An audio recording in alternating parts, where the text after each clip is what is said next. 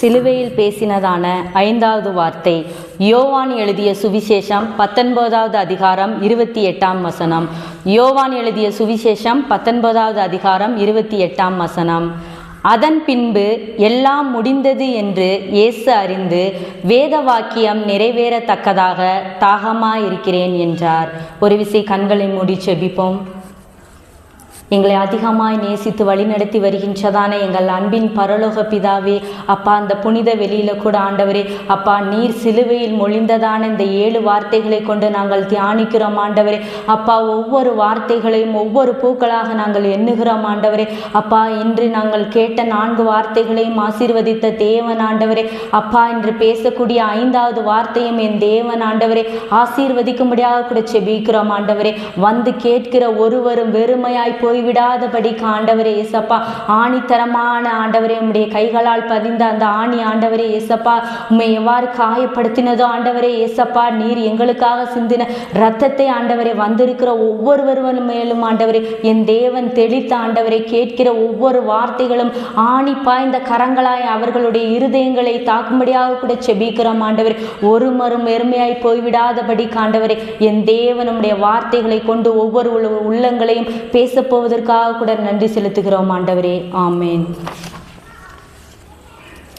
அன்பானவர்களே, சிலுவையில் இருந்து 5வதாக ஒரு குரல் ஒலிக்கப்படுகிறது, தாகமாய் இருக்கிறேன் என்று. அன்பின் ஆண்டவர் இயேசு சொன்னார், இது எதினால் உண்டான தாகம்? நம் மீட்பர் சீஷர்களோடு பேசிவிட்டு இதோ கெஸ்தமனே தோட்டத்தை நோக்கி செல்கிறார். அங்கு பிதாவோடு அவர் மீது சுமரப்படும் பயங்கரமான பாத்திரத்தை நினைத்து பார்த்து வியர்வை துளிகளை அல்ல, இரத்தத்தின் பெருந்துளிகளை சிந்துகிறார். நண்பர்களின் துரோகம், எதிரிகளின் வருகை, நம் மீட்பரின் மனம் எப்படிப்பட்ட வேதனைகளில் இருந்திருக்கும்? பரியாசம், நிந்தை, அவமானம், முள்முடி காயங்கள், தள்ளாடி கொண்டு சிலுவையை சுமந்தபடி கொல்கதாவின் கொடுமுடியிலே ஏறினார். உண்ண உணவு இன்றி, குடிக்க தண்ணீர் இல்லை, நாவு வறண்டது, உதடு உலர்ந்தது, தாகமாய் இருக்கிறேன் என்றார். அதைத்தான் பரிசுத்த யோவான் 19வது அதிகாரம் 28வது வசனத்தில் கூறுகிறார். அதன் பின்பு எல்லாம் முடிந்தது என்று இயேசு அறிந்து. இந்த வார்த்தையை நாம் அதிகமாக உற்று நோக்க வேண்டும். எல்லாம் முடிந்து என்று இயேசு அறிந்த பிற்பாடுதான் தாகமாய் இருக்கிறேன் என்று சொல்லுகிறார். இந்த எல்லாம் முடிந்ததுன்ற வார்த்தை இன்னொரு இடத்துலையும் அதிகமாக நம்ம உபயோகப்படுகிறோம். அதாவது பைபிளில் இல்லை, வெளியில் விஷயங்கள்ல. என்னன்னா, நான் கோயம்புத்தூரில் குப்புசாமி நாயுடு ஹாஸ்பிட்டலில் ஒர்க் பண்ணுற போது, அங்கே சூப்பர்வைசராக இருந்தபோது கேஷுவாலிட்டி டியூட்டி கொடுத்தாங்க. நான் பார்க்க மாட்டேன்னு சொல்லிட்டேன். ஏன்னா அங்கே அதிகமாக இந்த வார்த்தை தான் உபயோகப்பட்டு கொண்டே இருக்கும். ஏன்னா கொஞ்ச நேரத்தில் எல்லாம் முடிஞ்சிட போது, யார் பார்த்துக்கிறீங்களோ பார்த்துக்கங்க, அவங்க உறவுக்காரவங்கள்ட்ட சொல்லிடுங்க. அதாவது கடைசியாக முடிய எல்லாமே நம்மளுடைய ஜீவன் போக போகுது அப்படின்ற சொல்லக்கூடிய இடத்துல அந்த டாக்டருக்கு அதிகமாக உபயோகப்படுகிற வார்த்தை தான் இந்த முடிய போகுது, அவங்க யார் யார் சொந்தக்காரவங்கள்ட்ட சொல்லிருங்களோ அவங்கள்ட்டெல்லாம் சொல்லிருங்கன்னு சொல்லிடுவாங்க. அந்த வார்த்தையை தான் இயேசு அறிந்து அதை சொல்றார். அந்த வேத வாக்கியத்தை அறிந்த பிற்பாடு தான் சொல்லுகிறார், தாகமா இருக்கிறது என்று இயேசு சொல்லுகிறார். இயேசு தாகமா இருக்கிறேன் என்று சொன்னபோது அவர் எந்தெந்த நிலையில் அந்த தாகத்தை வெளிப்படுத்தி இருப்பார் என்று 3 கோணங்கள்ல நாம் இன்று தானிக்க இருக்கிறோம். முதலாவது ஆவிக்குரிய தாகம். அவருடைய ஆவிக்குரிய தாகம் என்னவாய் இருந்திருக்கும்? தேவனுடைய ராஜ்யத்திற்கு ஏற்ப ஜனங்கள் மாற வேண்டும். அது மட்டுமல்லாமல் ஆவிக்குரிய வாழ்வில் ஜனங்கள் பெலப்பட வேண்டும். அதுதான் அவருக்கு அந்த ஆவிக்குரிய தாகமாய் காணப்பட்டிருக்கும். நம் எல்லாருக்கும் தெரிந்த அந்த சமாரிய ஸ்திரீயிடம் இயேசு போய் கேட்கிறார், தாகத்துக்கு தண்ணீர் தா என்று கேட்கிறார். அந்த சமாரிய ஸ்திரீ இது இயேசு என்று அறிந்திருப்பாரா? இல்லை. அப்படி அறிந்திருந்தால், நீ உன்னிடத்தில் தண்ணீர் கேட்பவர் இன்னார் என்று நீ அறிந்திருந்தால் நீர் அவரிடம் ஜீவ தண்ணீரை கேட்டிருப்பன்னு இயேசு அந்த இடத்துல கூறியிருப்பார். அப்ப மனுஷ ரூபமாக மனுஷ பிரகாரமாக காணப்பட்டபடியினால்தான் அந்த இடத்தில் அந்த பெண் உலக பிரகாரமாக இருந்தபடியினால்தான் நம்மிடத்துல தண்ணி கேட்கிறவர் இன்னார் என்று அறியாதிருக்கிறார். நம்முடைய வாழ்க்கையிலேயும் அப்படித்தான். நம்முடைய எண்ணங்களும் சிந்தைகளும் உலக பிரகாரமாகத்தான் அதிகமாக இருக்கிறது. ஆவிக்குரிய பிரகாரம் நாம் ஒருபோதும் சிந்திக்கிறதில்லை. அதனால்தான் இயேசு சொல்லுகிறார், இந்த தண்ணீரை குடிப்பவனுக்கு தாகம் உண்டாகும், இந்த தண்ணீரை குடிப்பவனுக்கோ தாகம் உண்டாகும், நான் கொடுக்கும் தண்ணீரை குடிப்பவனுக்கோ ஒருபோதும் தாகம் உண்டாகாது என்று. ஒருவேளை ஆண்டவராகிய இயேசு கிறிஸ்து நமக்கு தாகத்துக்கு தண்ணீரையும் வைத்து விட்டு பக்கத்திலேயே அந்த நீரூற்று தாகம் இல்லாததை வச்சிருந்தா இந்நேரம் பெரிய அடிதடி சண்டையாக தான் இருந்திருக்கும் அந்த தண்ணீருக்காக. ஏன்னா அதுக்கடுத்து நமக்கு தாகமே வந்திருக்காது அப்படின்ட்டு. பரிசுத்த ஆவியாகிய நீரூற்றாகிய அந்த தண்ணீர் தான் நம் வாழ்வில் வரும்போது தான் நாம் களைப்படைவதில்லை, சோர்வடைவதில்லை. அது எது நமக்கு கொடுக்குதுன்னா நித்திய பலனே நமக்குள்ள கொடுக்குதுன்னு சொல்லியிருக்காங்க. அதனால் நம்முடைய தாகம் இன்று எதை நோக்கி போய்கொண்டு இருக்கிறது? பணம், ஆஸ்தி, பங்களா எல்லாம் நமக்கு தேவைதான், முக்கியம்தான். கண்டிப்பாக உண்ண உணவு, உடுத்த உடை, இருக்க இருப்பிடம் எவ்வாறு அடிப்படை தேவையோ அதே போல் இதுவும் நமக்கு தேவைதான். ஆனால் அதைவிட முக்கியம் ஆவிக்குரிய வாழ்வு. அவற்றில் நாம் பலப்படும் போதுதான் நாம் கேட்க வேண்டாம், நம் தேவைகளை அறிந்து நம்முடைய தேவன் எல்லா விதமான ஆசீர்வாதங்களையும் நமக்கு கொடுத்திருப்பார். ஆனால் இன்னைக்கு மனிதனுடைய பேராசை அவனுக்கு தேவையற்ற தாகங்களை உண்டு பண்ணுகிறது. எதிலும் திருப்திப்படாமல் நாம் அலைந்து கொண்டே திரிகிறோம். வாழ்நாள் முழுவதும் உலகத்தோட செல்வத்தை தேடி தேடி நம்முடைய வாழ்க்கை பாதி முழுவதுமாக வெற்றிடமாகத்தான் காணப்படுகிறது. சமாதானத்திற்காக அலைகிறோம், சமாதானம் இல்லை. கிறிஸ்து நம் வாழ்வில் இல்லை என்றால் நாம் எதை தேடி சென்றாலும் முடிவு வெற்றிடம்தான். ஒருவர் கோடீஸ்வரங்களாக இருக்கலாம், அவங்களுக்கு அதிக பணம், சொத்து, செல்வங்கள் எல்லாம் இருக்கலாம், குழந்தை செல்வங்கள் எல்லாம் இருக்கலாம். அவங்க திடீர்னு ஒரு சோர்வடைஞ்சு காணப்பட்டு இருப்பாங்க. நீங்கள் எதனால் அப்படி இருக்கீங்கன்னு கேட்டால், எங்கள் வீட்டில் சமாதானம் இல்லை, சமாதானத்தை தேடி நான் ஓடிக்கொண்டு இருக்கேன் அப்படின்வாங்க. அப்போ நம்ம கிறிஸ்து நம்முடைய வாழ்வில் இல்லை என்றால் நாம் எந்த விதமான தேடி தேடி அலைஞ்சு ராப்பகலாக நம்ம சம்பாதிச்சாலும் அந்த சமாதானம் நம்மளை தேடி வராது. வெற்றிடமாகத்தான் நாம் அதை நம்ம நிறைவு செய்வோம். இந்த உலகத்தில் எதுவுமே நிலையானது அல்ல. ஏன்னா நேற்று இருப்பவர்களை இன்று காணவில்லை. நேற்று தானே பார்த்துருப்போம். இன்னைக்கு டெத்துன்னு ஏதாவது அனௌன்ஸ்மெண்ட் வந்தால் நேற்று தானே அவங்கள நேற்று நம்ம பார்த்தோம், நேற்று நம்ம பேசிட்டு வந்தோம் அப்படின்னு சொல்லுவோம். ஆனால் அது அந்த வார்த்தை என்னன்னா, அது உலகத்தில் இருப்பது எதுவுமே நிலையானதல்ல. வானம் அழிந்து போகும், பூமி அழிந்து போகும், ஆனால் தேவனுடைய வார்த்தையோ ஒருபோதும் அழியாதுன்னு சொல்லியிருக்காங்க. ஓ தாகமாக இருக்கிறவர்களே, நீங்கள் எல்லாரும் என்னண்டை வாருங்கள் என்று அழைக்கிறார். ஏன்னா மாம்சமான யாவர் மேலும் என் ஆவியை ஊற்றுவேன்னு சொல்லியிருக்காரு.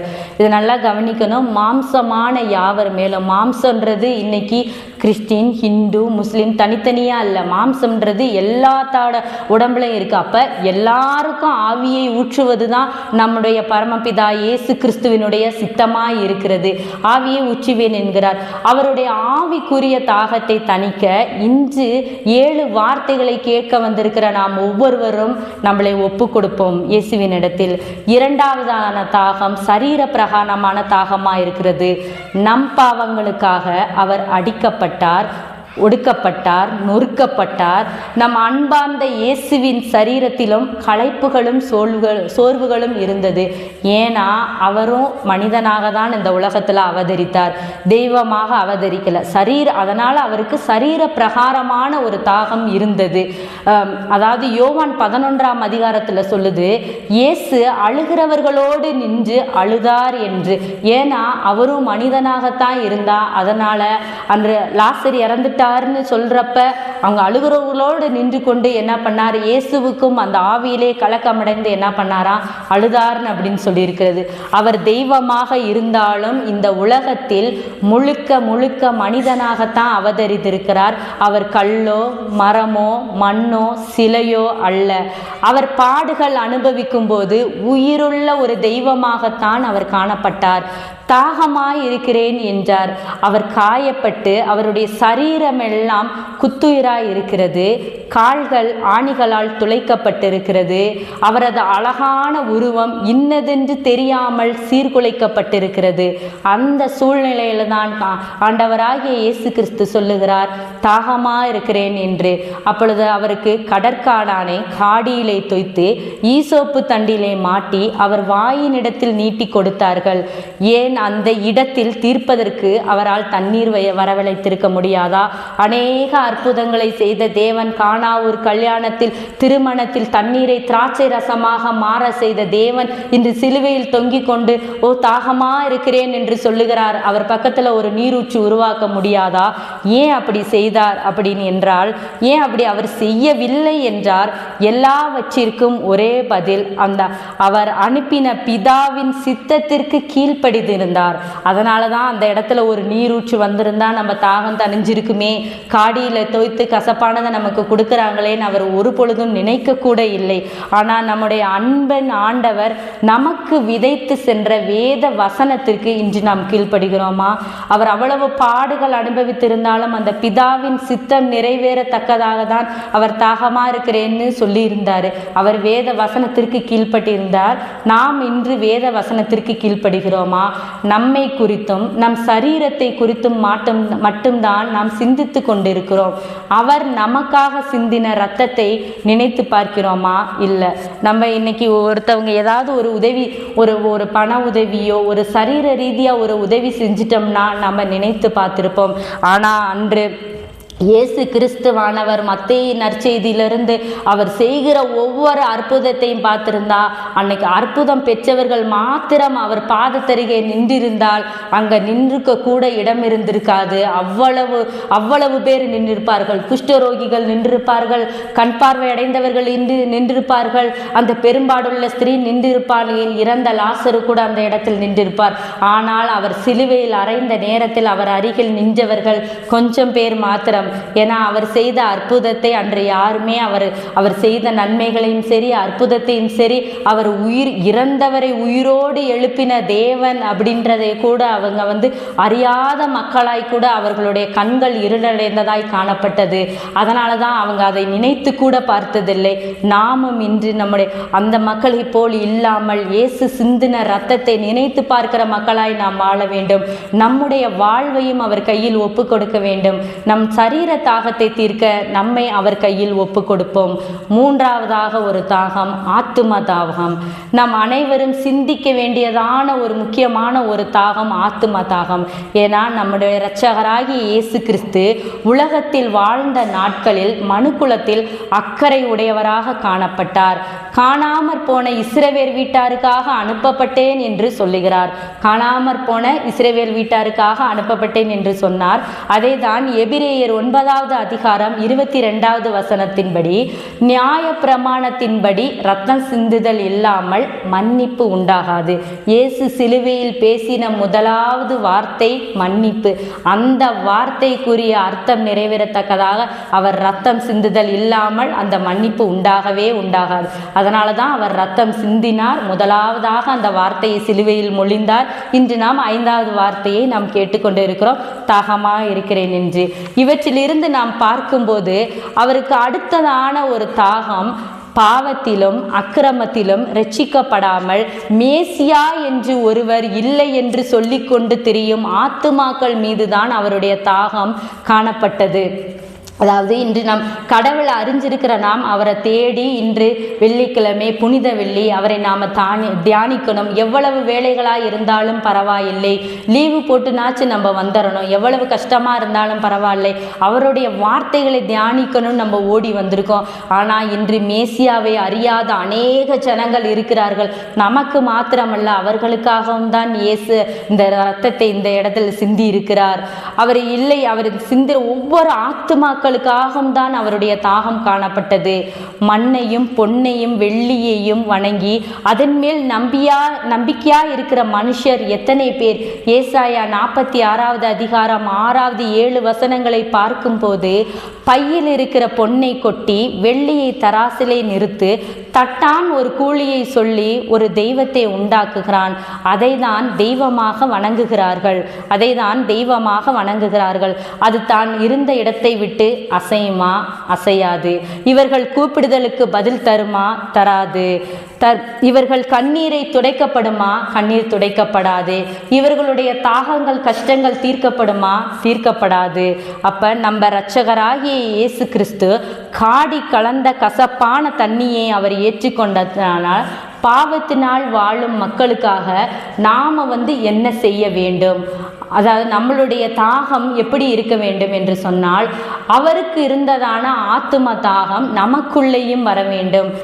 அதாவது எப்படின்னா, அனுதினமும் நம்ம கண்டிப்பாக ஜெபிக்கணுமோ, தினமும் ஜெபிப்போம், தினமும் பைபிள் வாசிப்போம், என்னன்னு ஜெபிப்போம். ஆண்டவரே என் குடும்பத்தை ஆசீர்வதிங்க, எனக்கு ஒரு வீடு வேணும், எனக்கு என் பிள்ளைங்க நல்லா படிக்கணும், நான் ஒரு கார் வாங்கணும், நான் செல்வாக்காக இருக்கணும், நான் நல்லா இருக்கணும், நான் சுகபல ஆரோக்கியத்தோடு இருக்கணும் தான் நம்மளுடைய ஜெபம் இருக்கும். அது சுயநலமான ஜெபம். அனுதினமும் நமக்காகவும் நம்முடைய பிள்ளைகளுக்காகவும் சுயநலத்தோடு இருக்கிற ஜெபத்தை அந்த ஜெபத்தில் ஒரு மாற்றம் உண்டாக வேண்டும். அந்த மாற்றத்தில் தான் நம்முடைய ஜெபங்களில் தேசத்தை நினைவு கூற வேண்டும், அழிய போகிற ஆத்துமாக்களை நினைவு கூற வேண்டும். எப்படி என்றால், அன்று மோசே இஸ்ரவேல் ஜனங்களை வழிநடத்தின தேவன் எவ்வளவோ, அதாவது செங்கடலை பிளந்தாரு, தண்ணீரை வரவழைத்தார், மன்னாவை உணவாக கொடுத்தார். ஆனால் அந்த சூழ்நிலையில இஸ்ரவேல் ஜனங்கள் என்ன பண்ணியிருந்தாங்க? ஒரு பசுவை பொன்னாக வழிபட்டார்கள். இயேசுவனுடைய கோபம் மூண்டது. உடனே பிதாவின் கோபம் மூண்டது. உடனே மோசைகிட்ட சொன்னார், என்னை விட்டு இந்த ஜனங்களை நான் அழித்து போடணும் அப்படின்ட்டாரு. மோசைக்கு அநேக ஆசீர்வாதங்கள் கிடைச்சிருந்தது. இந்த நம்மளுடைய ஜனங்கள் நம்ம ஆசீர்வதிக்கப்பட்டிருக்காங்க, அவங்க எப்படியோ போகட்டும்னு மோசை நினைத்தாரா? நினைக்கவில்லை. பிதாவே, அன்று ஆபிரகாமுக்கும் ஈசாக்குக்கும் யாக்கோபுக்கும் நீர் மொழிந்தீரே, வானத்தின் நட்சத்திரங்களைப் போல இந்த ஜனங்களை பெருக பண்ணுவேன்னு சொன்னீங்களே, அந்த வார்த்தைகளை ஆண்டவரே இன்று இஸ்ரவேல் ஜனங்கள் மேல் உம்முடைய கோபம் மூளாதிருப்பதாக என்று சொன்ன மாத்திரத்தில் இயேசு அவருடைய கோபம் தணிந்து இஸ்ரவேல் ஜனங்களுக்காக பரிதபித்தார் என்று நாம் பார்க்கிறோம் யாத்திராகமத்தில். அதே போலதான் நம் தேசத்திற்காக அன்று மோசேக்கு தேசத்தின் மீது இருந்ததான தாகம் இன்று நமக்கும் நம்ம தேசத்துக்காக நம்ம ஜெபிக்கக்கூடிய ஒரு தாகமாக இருக்க வேண்டும். உலகம் முழுவதும் நமக்கு நிரந்தரம் அல்ல. பண்டிகையின் கடைசி நாட்களிலே இயேசு நின்று சத்தமிட்டு சொல்லுகிறார், ஒருவன் தாகமாய் இருந்தால் என்னிடத்தில் பானம் பண்ண கடவன். இயேசுவினிடத்தில் விசுவாசமாய் இருக்கிற தேவ பிள்ளைகளின் உள்ளத்தில் இருந்து எது புறப்படுமா? ஜீவ ஊற்று புறப்படும். அவர்கள் தாகம் அடைவதில்லை, களைப்படைவதில்லை. இதை கேட்கிற நாம் ஆவிக்குரிய தாகம், சரீர பிரகாரமான தாகம், ஆத்தும தாகம், இவைகளை பற்றி இன்று வந்திருக்கிற நாம் ஒவ்வொருவரும் வெறுமையாய் போகாதபடி இன்று 3 விதமான தியாகத்தை நாம் அவைகளை பற்றி ஒரு சிந்திக்கிற பிள்ளைகளாக மாறி இந்த இடத்தை விட்டு கடந்து செல்லுவோம். இந்த வார்த்தையை கொண்டு இயேசு கிறிஸ்து தான் நாம் ஒவ்வொருவரையும் ஆசீர்வதிப்பாராக. ஆமென்.